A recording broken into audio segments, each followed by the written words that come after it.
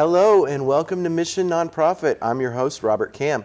On Mission Nonprofit, we feature a local nonprofit organization from Thurston County each month. And this month, we have the Hispanic Roundtable with us.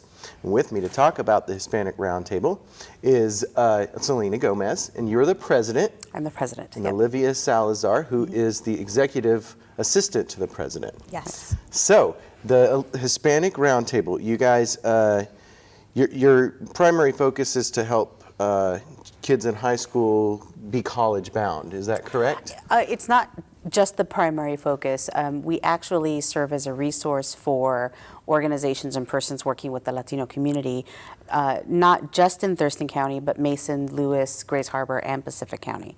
And one of our major functions is working with high school students in order to make great decisions for themselves after high school, whether it be college or careers or some other positive choice later on. And we do that through the Latino Youth Summit, which we put on every year.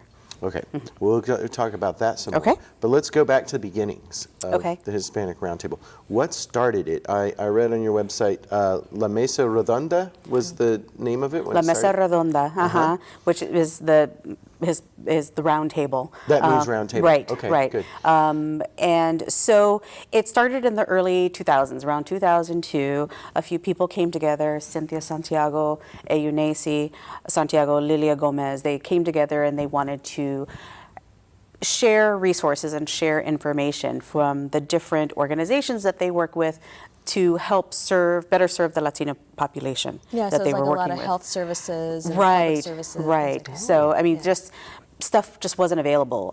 Forms in Spanish or interpreters, how to reach out to the community to pass off important information for them. And so they brought together various people from different organizations. I became involved with the Hispanic Roundtable when I was diversity librarian for the Timberland Regional Library. I'm a librarian with the library now. And we brought the library into the mix with that in terms of reaching out into the community, because the library covers those 5 counties also. So we've been a partner throughout the time in different manners the same way. So the Hispanic Roundtable originally had groups in Lewis County, Mason County, Grays Harbor County, but the people were all serving the Latino community together. And eventually it just came down to one group where the seat is in Thurston County, but the services expand out. I see, okay. So they just merged it all and then they changed the name or just put it in English? Yeah, I guess eventually it came to where it was referred to as the Hispanic Roundtable. It's just easier for people to say, I think. I wasn't part of that decision process, but we still refer to ourselves as La Mesa Redonda. It's just easier to say the Hispanic Roundtable and use our website that way. So. Okay. And I think Yeah. officially we're the Hispanic Roundtable South Sound. now. now. South Sound, right, to incorporate all of those counties within that. So. But your website is HispanicRoundtable.org? Right. And is that just your local one, or is that bigger? That's for the South Sound, for Okay, all those that is people the in all South those Sound. counties.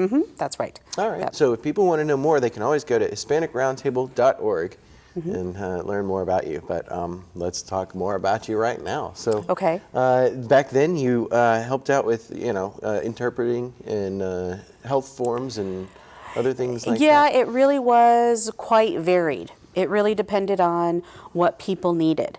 So, for example, at one point, it was, somebody needed help reaching the Hispanic community to disseminate health information. And so we all started pitching in. Well, here's this church that offers Mass in Spanish. Here's this store that's willing to put up flyers.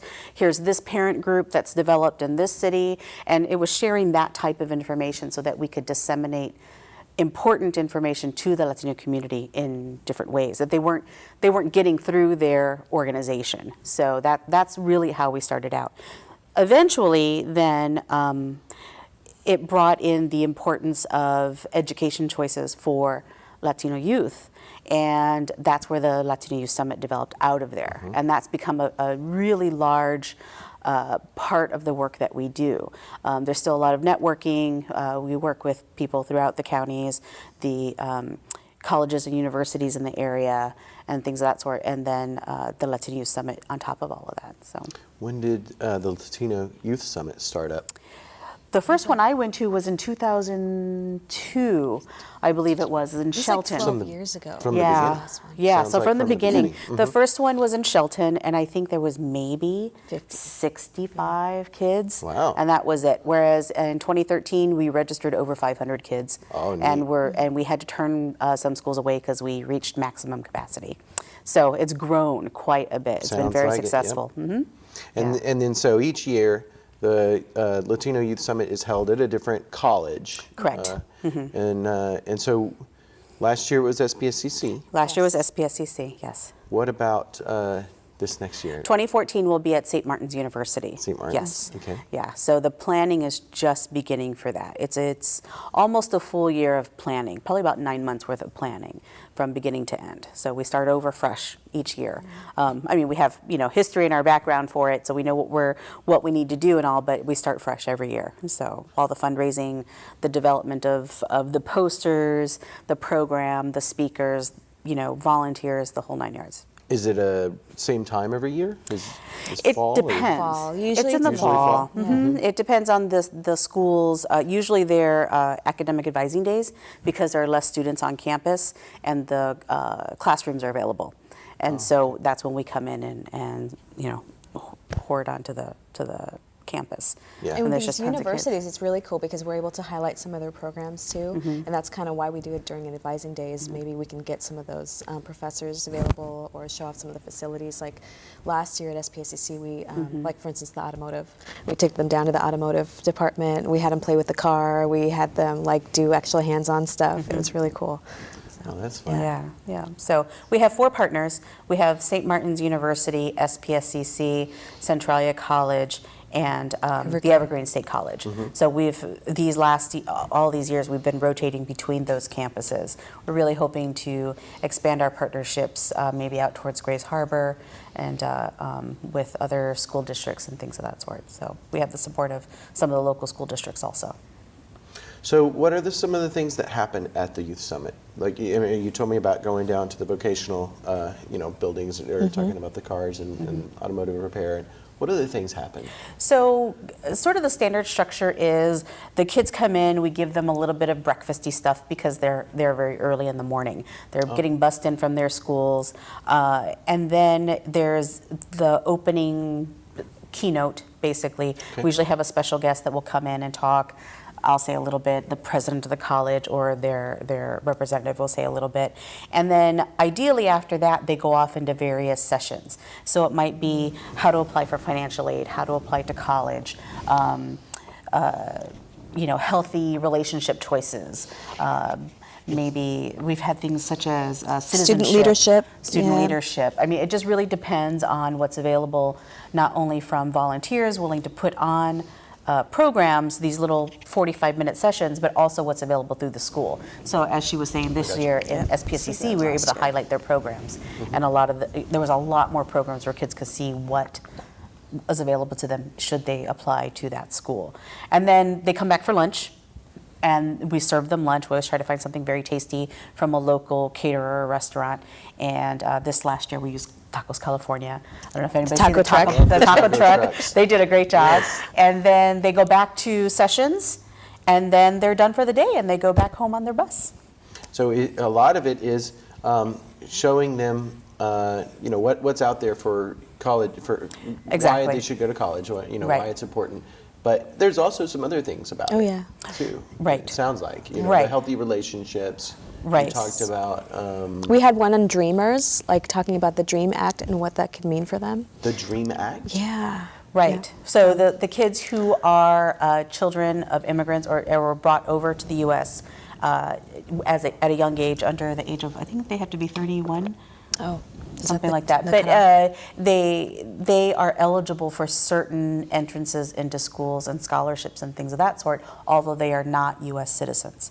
So that's the DREAM Act, and there's information all over the internet about that. But we brought down somebody to talk about how that might affect them, and so they were welcome to come in and do that. Yeah, so we've had things, the Northwest Immigrants' Right Project, I believe, is the people that we have do those kind of immigrant type workshops every year. Yeah. We've had mini writing sessions for Yeah. scholarships. Wow, I mean, you name it. We've had so many healthy different types of lifestyles.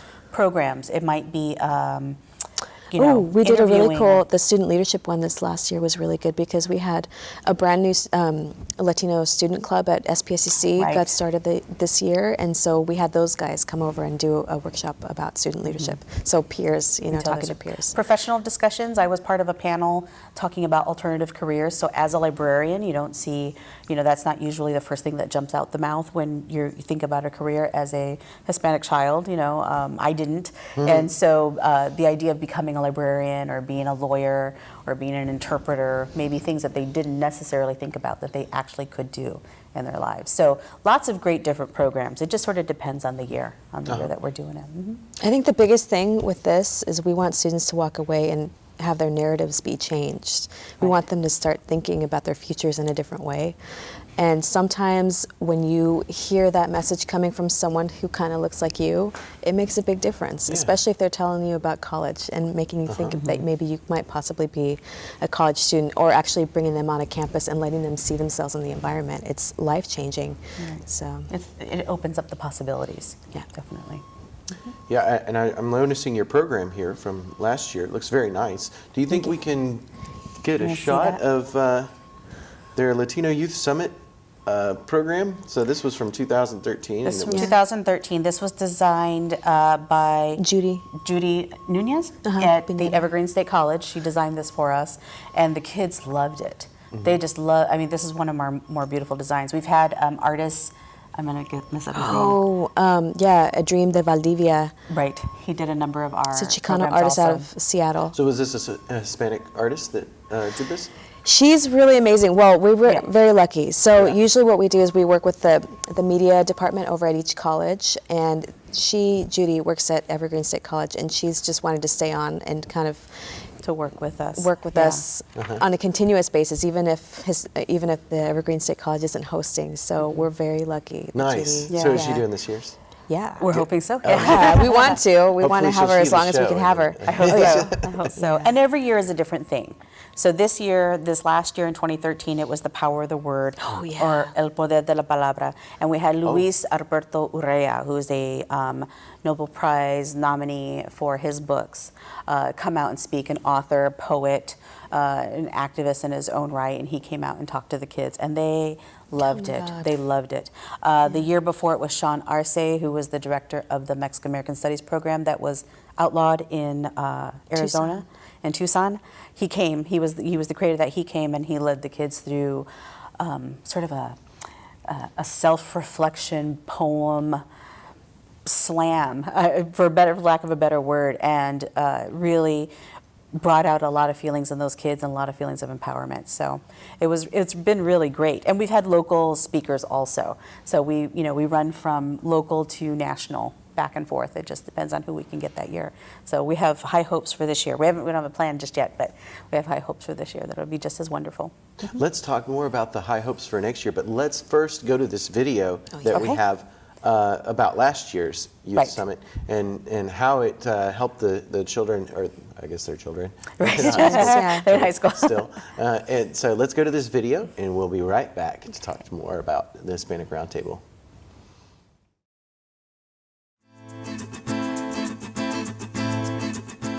The reason why I wanted to come to the Youth Latino Summit was because I want to learn more about college and why it is like really cool to be Mexican and Latino. I came here with an open mind. I had no idea what this experience was going to be about. The reason I wanted to come to the Latino Youth Summit was because I don't know, I felt like, okay, well, I should just see what learning experiences I can get out of the Latino Youth Summit. And I thought it would be a good idea. And with all the classes, it would be a little time to take a break and all the stress could get out of my head. I come to the summit really to learn more about my culture, I guess. This program helps you expand your opportunities because there are some people out there who doubt themselves, who think that they're not ready or they don't know what they want to be when they grow up, and they just get swept up by the wind. My goals are to try to attend St. Martin's University or go to University of Portland, because my sister did, and she was like the first person in my family to go to college, and she's Latina, so I'm trying to do the same thing and become a doctor or a pediatrician. But this program really does open up a lot of opportunities, lots of scholarships for students who don't, again, know who they are or know what they want to be in life. And sometimes we all need a little bit of help in our lives. I think the highlight of my day was all of the workshops I've been to so far.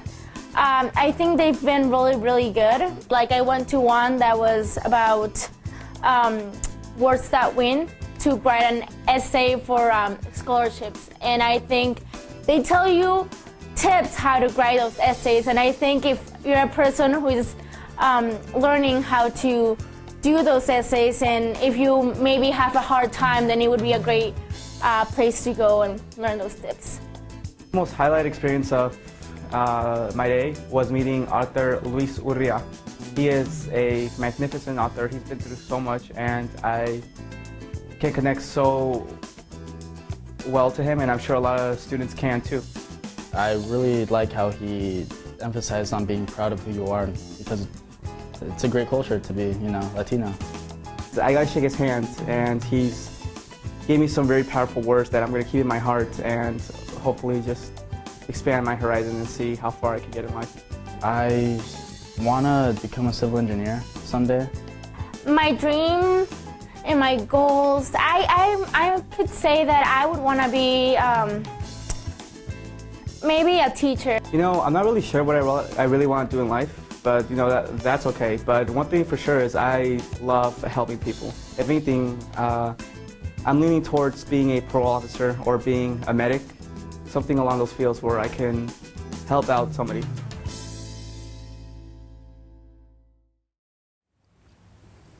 Hi, welcome back to Mission Nonprofit. I'm your host, Robert Kam, and this month's guest is the Hispanic Roundtable of South Sound. So you just watched a video about the Latino Youth Summit from 2013 at SPSCC. So with me again is Selena Gomez and Olivia Salazar with the Hispanic Roundtable. Mm-hmm. So that was last year.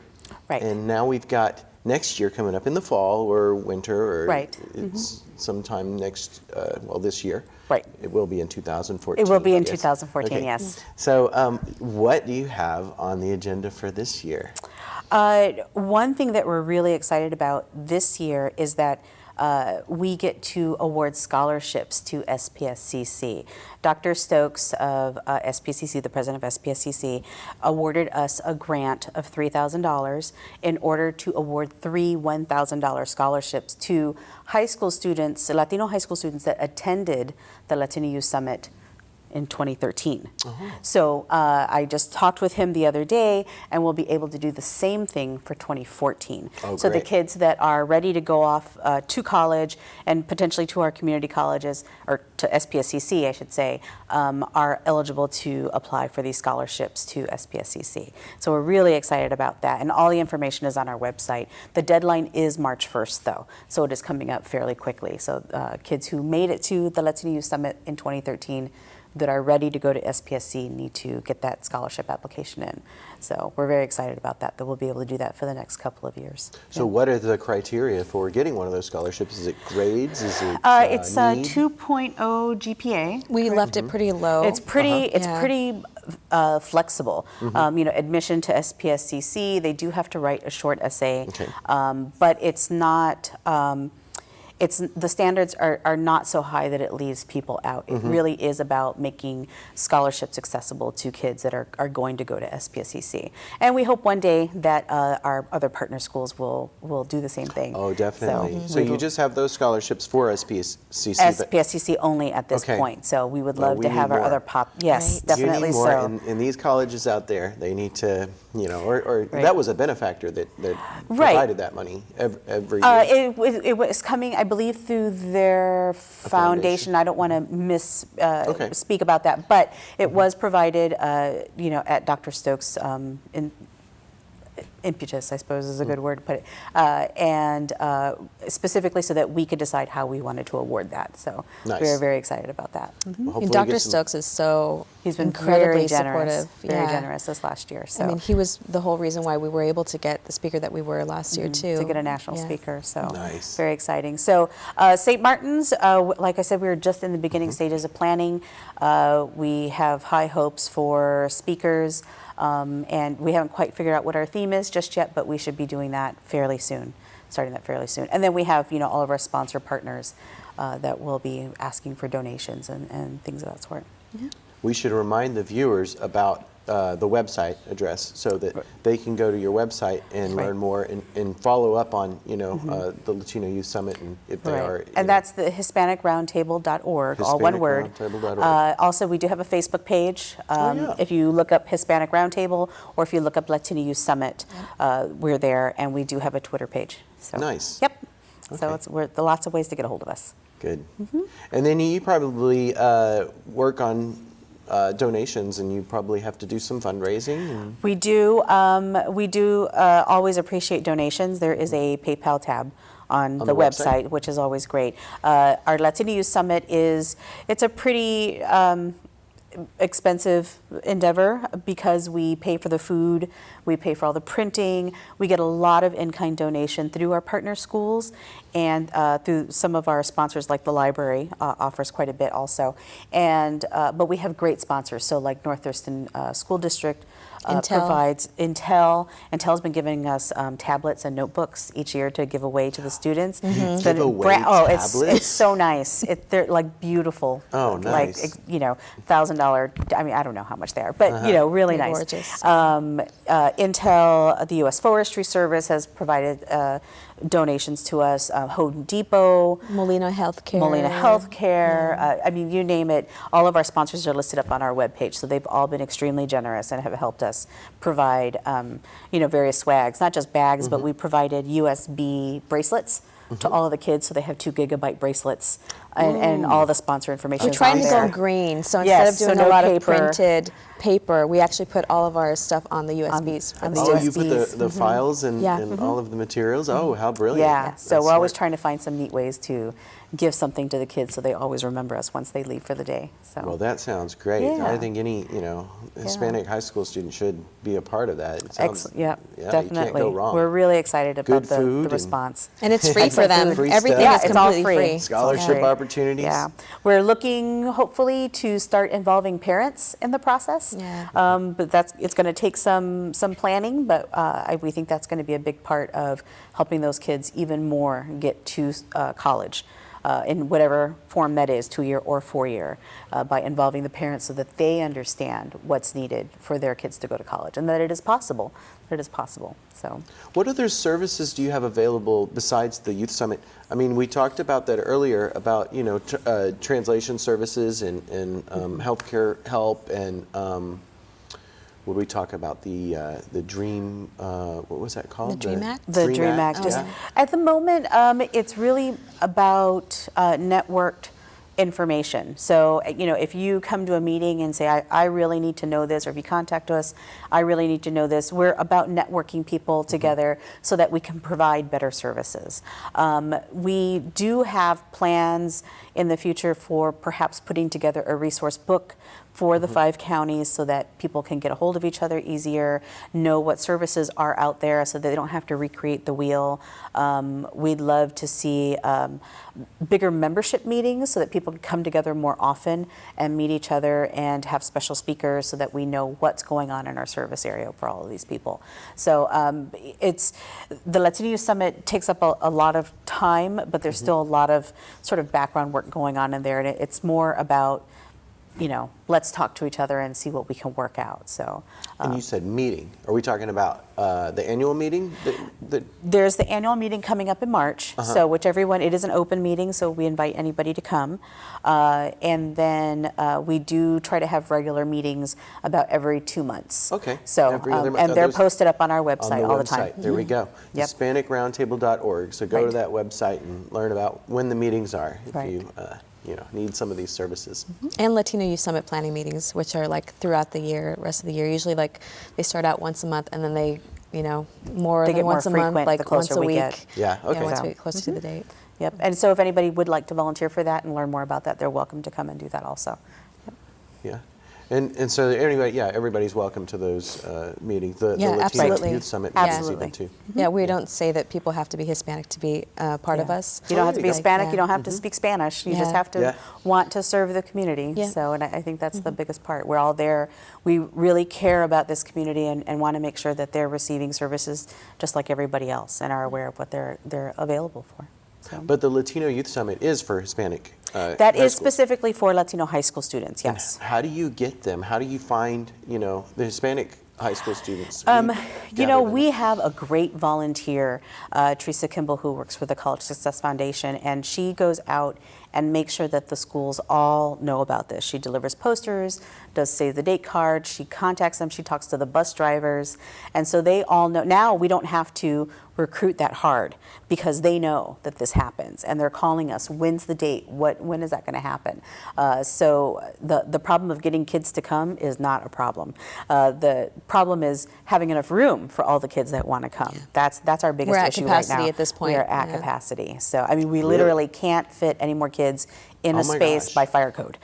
Wait So- a minute. So do they have to register then? They have to register, Oh, yes. well, that's important to know. Yes, they do have to register, and the registration goes up about a month before the summit, and it gets announced through Facebook and Twitter and on the website. And on the Mhm, website, And at the okay. schools and school district emails and you name it, it gets announced. So they're ready, they're waiting for it. And also, I should say that the schools do a really good job of They do. working with the students and getting them all registered as a big packet and getting in. I mean, they just do all this hands-on stuff with them, huh? They like actually walk them through the entire process and get all the Yep. parental consent forms together. I mean, so it's usually the teachers that do quite a bit of the work. Yep, And then they're they come champions in the with school. them too as chaperones on the day of the event. So we even through Teresa's work, actually, we're able to provide them continuing education credits for the teachers.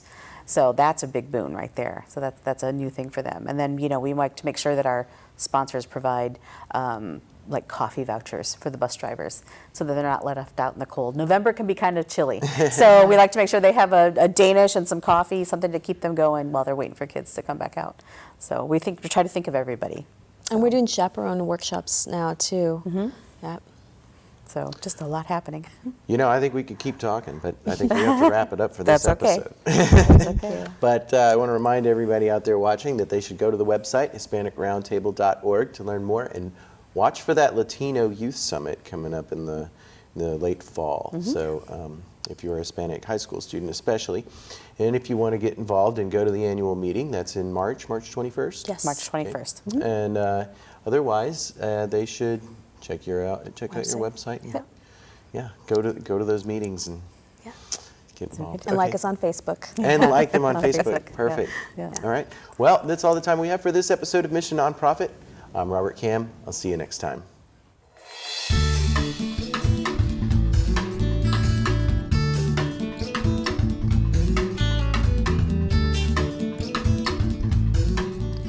If you know of a local nonprofit that's making a difference in our community, give us a call at 956-3100 extension 103 or send an email to rkam@tctv.net.